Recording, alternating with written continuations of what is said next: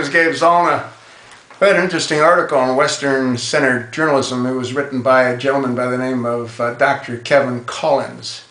And the article states, who will Hillary play on her way to the White House? Now, I don't know what kind of Dr. Collins is, but hopefully we can get a couple of neurological doctors to more or less pipe in.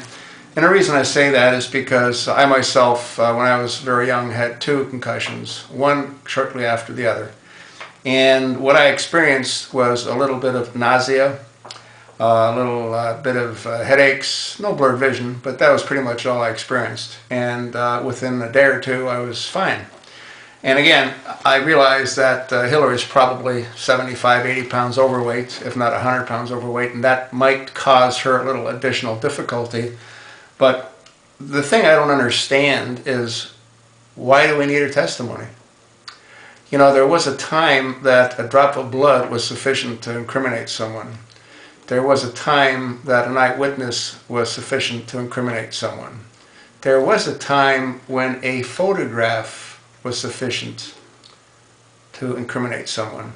What do we have in this instance? Not only do we have a photograph, we have documented videotapes, actual videotapes of Hillary committing perjury. We also have videotapes of Obama committing perjury. And why is that? Well, because we know for certain that they watch the events unfold real time. We also know for certain that the radical extremists claimed that they, in fact, did what we all know they did. And that claim was done within 24 hours or 48 hours of the incident. So, what more do we need other than what we already have? Why do we need her to try to come up and deny anything, which is what she's going to do? I mean, she's just going to deny. I don't recall. I hit my head. That part of my thought process with the events as they occurred is no longer readily available to me. Well, we don't need it. We have it all on tape.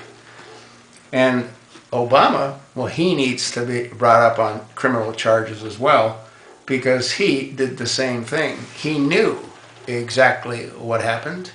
I believe he orchestrated what happened. And I believe that it sort of backfired when those 2 ex-Navy SEALs, Woods and Doherty, intervened. But that's a whole different kettle of fish, and you can actually see that on the video that I did earlier today with respect to what I believe happened.